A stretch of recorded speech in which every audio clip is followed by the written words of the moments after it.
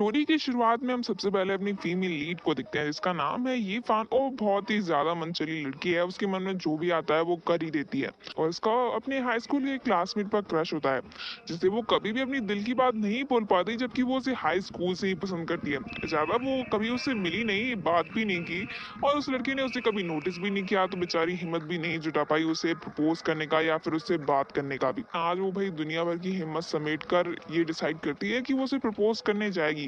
और आज एक बहुत ही बड़ा प्रोग्राम होता है जिसमें हमारा मेन लीड का नाम है यान के, और जैसा कि हम उसे देख सकते हैं क्लास का सबसे हैंडसम, पॉपुलर, इंटेलिजेंट एंड जितनी भी खूबी होती हैं वो सारी की सारी इस बंदे में कूट कूट कर भरी हुई हैं।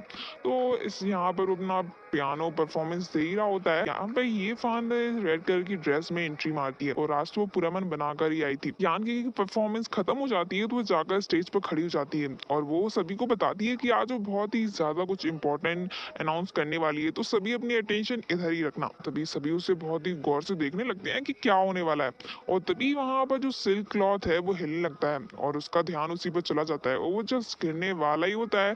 तभी ये वहां सोचती है कि वो उसे रोक लेगी और गिरने नहीं देगी, इसके बदले में वो हील निकालती है और उस पर फेंक कर मारती है, जिसकी वजह से वो जाकर सीधा अलार्म को लग जाती है एंड सिक्योरिटी के तौर पर वहां पर अलार्म टूट जाती है और पानी गिरना स्टार्ट हो जाता है और जो सिल्क क्लॉथ रहता है वो यानकी के सिर पर गिरता है। अब उसने उसे प्रपोज तो नहीं किया, बेचारे को हर्ट और कर दिया। यीफान को हम देखते हैं जो कि बैठी बैठी यही कह रही थी कि वो तो बस यानकी का अटेंशन पाना चाहती थी और यहाँ पर यानकी कहता है कि अटेंशन सच में वो तो उसने पूरा का पूरा ही ले लिया। तभी हम उसकी बेस्ट फ्रेंड को देखते हैं जिसका नाम है डिगमिंग, जो कि उसे हमेशा की तरह हौसला बढ़ाती है कि उसे चिंता नहीं करना चाहिए और देखना अपनी फीलिंग्स को उसे शेयर कर कर ही रहेगी, उसका बॉयफ्रेंड बनकर ही रहेगा। अभी तो हमारी लाइफ में जो चल रहा है हमें उसी में खुश रहना चाहिए। तभी यीफान भी उसमें अपनी हामी जताती है और जब वो क्लास में एंटर करती है तो सभी उसकी तरफ देखने लगते हैं कि ये तो वही लड़की है जिसने हील उतार कर मारी थी। देखो देखो भाई, यीफान आ गई। सभी उसे घूर कर देखने लगते हैं और इसके बाद जब यीफान ने यानगी को दिखती है तो उसे भी बहुत ही ज्यादा शर्मिंदगी महसूस होती है क्योंकि जो उसने किया था वो सही तो नहीं था।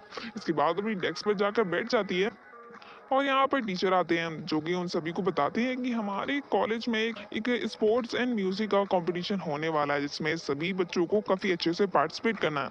इसके बाद वो यान की और यीफान दोनों को ही अपने ऑफिस में बुलाते हैं और उन दोनों को ही मॉनिटर बना देते हैं और ये सुनकर तो यीफान की खुशी का तो वैसे ही कोई ठिकाना नहीं रहता क्योंकि उसे यानकी के साथ काम करने का मौका जो मिल रहा है। तब यानकी भी इसके लिए मान जाता है, वो कहता है कि हाँ उसे भी कोई दिक्कत नहीं है।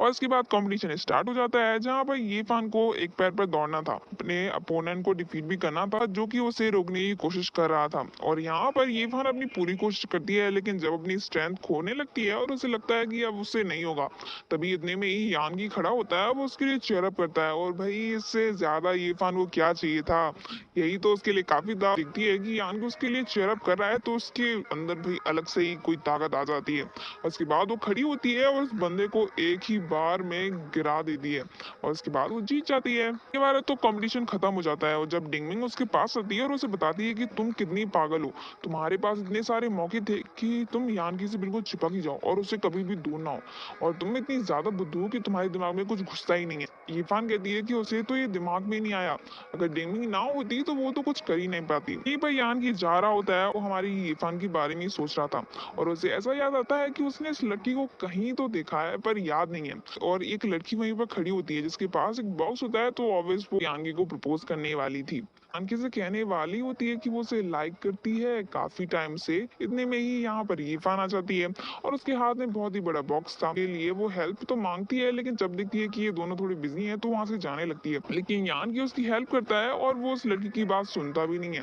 तभी वो उस लड़की से कहता है कि मैंने सुना नहीं, क्या तुम दोबारा बोलोगी? तभी वो कहती है कि छोड़ो छोड़ो कोई बात नहीं, अगर तुमने सुना ही नहीं तो अब मैं कहकर क्या करूंगी। उसके बाद यान की और यीफान बाहर निकलते हैं और यहाँ पर यान की उसे अपनी एक कैंडी बॉक्स में से चॉकलेट निकाल कर देता है और यीफान तो उसके साथ रहकर ही खुश थी। तभी वो हमारे यानकी से कहती है फ्रेंड्स को ना हमेशा एक दूसरे की हेल्प करनी चाहिए। और ये सुनकर ही यानकी को कुछ और फ्लैशबैक भी आने लगते हैं और तभी वो यीफान से कहता है कि क्या कहा तुमने? तभी यीफान कहती है कि हमें साथ में काम करना चाहिए और इतना कहकर उसे लगता है कि थोड़ा ऑकवर्ड नहीं हो गया। इसके बाद वो वहां से भाग जाती है। तभी यानकी कहता है कि ये लड़की कितनी ज्यादा अजीब है, पहले कहती है फिर कहती है कि नहीं नहीं मैंने कुछ नहीं कहा। और इसके बाद अगला कंपटीशन स्टार्ट हो जाता है जिसमें डिंगमिंग ने पहले ही यीफान को बताया हुआ था कि तुम्हें भाई अपना स्वैग दिखाना है है और तुम बहुत ही ज्यादा सुंदर हो और उसे अपनी जाल में फंसाने की कोशिश करना। इसके लिए ये फान काफी कोशिश करती है, लेकिन ये आइडिया उसके बिल्कुल काम नहीं आता, क्योंकि उसे पता ही नहीं है कि आखिर ये सब कैसे किया जाता है। और इसे देखकर यानी सोचता है कि सच में ये लड़की पागल हो गई है क्या, कुछ भी करती रहती है। और इसके चक्कर में बेचारी उसे इम्प्रेस तो नहीं कर पाती, लेकिन गिर जरूर जाती है। और नेक्स्ट कंपटीशन की बारी आती है, जिसमें इन दोनों को सेम ही नंबर मिले हुए थे, मतलब इन दोनों को एक साथ पैर बांध कर रेसिंग करनी है। इसके बाद इरफान तो इसी में खुश हो जाती है कि चलो उसे यानकी के साथ चिपकने का मौका तो मिल गया, और डिंगमिंग तो ये देखकर खुशी के मारे फूल ही जाएगी। इसके बाद ये दोनों अपना कंपटीशन स्टार्ट करते हैं, और यहाँ पर यीफान सोचती है कि क्या वो यानकी का हाथ पकड़े, लेकिन यानकी उसे अपने बाहों में ले लेता है, और ये देखकर तो यीफान के मन में लड्डू फूट जाते हैं। उसके बाद कंपटीशन स्टार्ट हो जाता है, जहाँ पर ये दोनों काफी अच्छे से परफॉर्मेंस तो करते हैं, लेकिन थोड़ी दूर जाकर ही गिर जाते हैं। तभी यीफान को लगता है कि नहीं नहीं, वो हारने नहीं वाली। इसके बाद वो अपनी स्ट्रेंथ दिखाती है, वो है ही बहुत बहादुर। वो यानकी को अपने कंधों पर उठा लेती है, जो कि एक नॉर्मल लड़की के लायक तो बिल्कुल भी नहीं था।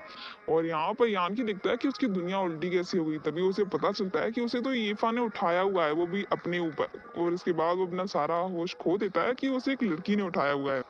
और इसके साथ हमारी ये फान इस कॉम्पिटिशन को जिता भी देती है, और साथ में यानकी को जाकर नीचे पटक देती है। तो यहाँ पे हम ये सो ही रहे थे कि ये लड़की को देखो यार, लड़की को उठाना चाहिए था लड़की को, लेकिन लड़की ने लड़के को उठा लिया, लेकिन वो उसे नहीं मिलती। तभी ये फान देखती है कि यानकी उसके लिए बहुत ज्यादा परेशान है, तो वो जैसे भी कर डस्टबिन में ढूंढने लगती है, और बहुत ढूंढने पर उसे मिल ही जाती है। इसके बाद वो यानकी को जगाती है, जो कि ग्राउंड में ही सो गया था। इसके बाद उसकी कैंडी का बॉक्स दे देती है। तो यानकी को पता चल जाता है कि इसने जरूर डस्टबिन में ढूंढा होगा, क्योंकि डस्टबिन को छोड़कर उसने हर जगह ढूंढ लिया था। यहीं पर वो यीफान से ये भी पूछ लेता है कि क्या उसका कोई भाई या फिर बहन है, क्योंकि उसे यीफान को देखकर हमेशा अपने उस ओल्ड फ्रेंड की याद आती है, जो कि उसके लिए बहुत ही ज्यादा इंपॉर्टेंट था। तभी यीफान कहती है कि नहीं, वो तो एक लौती है। म्यूजिक कंपटीशन के लिए सभी लोग यहाँ पर यानकी के पास आने के लिए होते हैं, और ये सभी सिंगिंग की प्रैक्टिस करते हैं, लेकिन बिना म्यूजिक के कोई तालमेल नहीं बनता है। बाद यानकी पियानो प्ले करता है, और उसकी वजह से रिदम काफी अच्छी बन जाती है, और ये सभी काफी अच्छे से सिंगिंग करने लगते हैं। ये सब बाहर ही निकल रहे थे, तभी यीफान को टीचर कॉल करते हैं, उसे बता दें कि कॉस्ट्यूम आ गई है, तो तुम्हें ट्राई कर देखना चाहिए। यीफान ये बात यानकी को बताने के लिए होती है, लेकिन यानकी खाना लेने के लिए गया था, और उसके रूममेट फोन उठाकर कह देते हैं कि जब यानकी आएगा तो उसे बता देंगे। तभी यानकी उनसे पूछ लेता है, और उसे बता देते हैं कि कॉस्ट्यूम आई है, और उनसे यीफान ने कहा है कि वो सारी कॉस्ट्यूम देख लेगी। तभी यहाँ पर यानकी कहता है कि लड़कियों का तो ठीक है, लेकिन वो लड़कों की कॉस्ट्यूम कैसे चेक करेगी। लेकिन इसका हल भी हमारी यीफान ने जरूर अपने निकाल ही लिया होगा। वो लड़कों की भी कॉस्ट्यूम ट्राई कर देखती है, और वो कहती है कि वाह, वो तो लड़कों की कॉस्ट्यूम में भी बिल्कुल झक्कास लगती है। तभी यानकी उसकी हेल्प करने के लिए जाता है, और यहाँ पर जब वो यीफान को फिर से देखता है, तो उसे फिर से किसी की याद आती है। और इसके बाद यीफान सारा कुछ सामान रख कर वापस जाने लगती है, लेकिन वो खिड़की को बंद करना भूल जाती है। इसके बाद बारिश होती है, और सारे कलर्स बहकर कॉस्ट्यूम पर गिर जाते हैं। इसकी वजह से कॉस्ट्यूम सारी की सारी खराब हो गई थी। इसके बाद ये सभी जो बाकी के लोग हैं क्लेम करते हैं कि उसकी वजह से सब कुछ खराब हो गया। तभी यीफान भी एडमिट करती है कि उसकी वजह से ये सब खराब हुआ है, तो उसे ठीक जरूर कर देगी। लेकिन ये सब इतना आसान भी नहीं था, और यानकी भी दिखता है कि इतनी जल्दी इतना सब कुछ नहीं कर सकती, क्योंकि अगले दिन ही परफॉर्मेंस है। इसके बाद यीफान अपनी पूरी कोशिश करती है कि इन्हें अच्छे से धुलवा ले, लेकिन इतनी जल्दी इतना सब कुछ नहीं होने वाला था। इसके बाद काफी थक कर वो एक लड़की को देखती है, जो कि बैठी बैठी वहां पर स्वीट ड्रिंक पी रही थी। इसके बाद वो लड़की के पास जाती है, और कहती है कि क्या उसके साथ ये शेयर करेगी, लेकिन ये सुनकर तो वो छोटी बच्ची रोने का लगती है। इसके बाद यीफान कहती है कि अच्छा ठीक है रो मत, हमारी ड्रिंक नहीं पियूंगी। इतने में यानकी वहां पर आ जाता है, और वो यीफान को एक आइसक्रीम खाने के लिए देता है। इसके बाद ये दोनों एक आइडिया निकाल ही लेते हैं कि आखिर अब उन्हें क्या करना चाहिए, और बाकी के जो इनके फ्रेंड्स हैं वो भी इनकी हेल्प करने के लिए आ ही जाते हैं, क्योंकि वो नहीं चाहते कि इन दोनों बेचारों पर ज्यादा बर्डन पड़ जाए। मॉनिटर है तो क्या हुआ, सभी की हेल्प जरूरी है। इसके बाद ये सभी उसकी हेल्प करते हैं, और कॉस्ट्यूम पर कलर गिराने लगते हैं। इसकी वजह से कॉस्ट्यूम काफी कलरफुल हो गई थी, और इसी में अपनी परफॉर्मेंस देते हैं, जो कि काफी अच्छा लग रहा था, और परफॉर्मेंस भी इनका काफी अच्छा ही जाता है। यानकी को पता चलता है कि यहाँ पर एक जिम खुला है, और जिस बंदे का वो जिम है उसका नाम है शियाओ सॉन्ग। और यहाँ पर यानकी को याद आता है कि उसका जो फ्रेंड था उसका नाम भी था शियाओ सॉन्ग, उसका पहला प्यार था। इसके बाद वो डिसाइड करता है कि उस बंदे से मिलकर ही रहेगा। और यहाँ पर हम शियाओ सॉन्ग को देखते हैं कि हमेशा से ही ये फान का बेस्ट फ्रेंड है। स्कूल में इन दोनों की हेयर कटिंग भी बिल्कुल सेम रहा करती थी, और ये पता ही नहीं चलता था कि दोनों में ये फान कौन सा है। तो ये फान अपनी बचपन की फ्रेंड से मिलने के लिए जाती है, तो उससे कहती है कि यार तुम तो बिल्कुल ही बदल गए, लेकिन इन दोनों की हरकतें अभी भी बिल्कुल सेम ही थी। इसके बाद ये दोनों बास्केटबॉल पर अपना मैच करने के लिए जाते हैं। तभी अपना मैच खत्म कर जाने लगते हैं, और यहाँ पर यानकी उसे ढूंढते ढूंढते जिम में पहुंचता है, लेकिन जिम में भी नहीं मिलता तो बास्केट कोर्ट पर पहुंचता है, लेकिन उसे वो बास्केट कोर्ट पर भी नहीं मिलता। इसके बाद जब श्याओ सोंग बस में चढ़ने वाला ही होता है तभी यानकी वहां पर पहुंच जाता है और वो उसे बुलाता है श्याओ सोंग। इसके बाद श्याओ सोंग बस से झांकता है और उसके साथ में ये फान भी होती है और वो भी कहती है कि यानकी यहाँ पर क्या कर रहा है। बाद यानकी अपने फर्स्ट लव को याद करता है जो वो बचपन में श्याओ सोंग समझ रहा है तो ये फान थी, उसने उसे लड़कों की पिटाई से बचाया हुआ था और उसे बस में घुसने में हेल्प की थी, जबकि उसे तो अभी तक श्याओ सोंग ही समझ में आ रहा था। वो तो हमेशा से ये फान ही थी जिससे वो श्याओ सोंग समझ रहा था।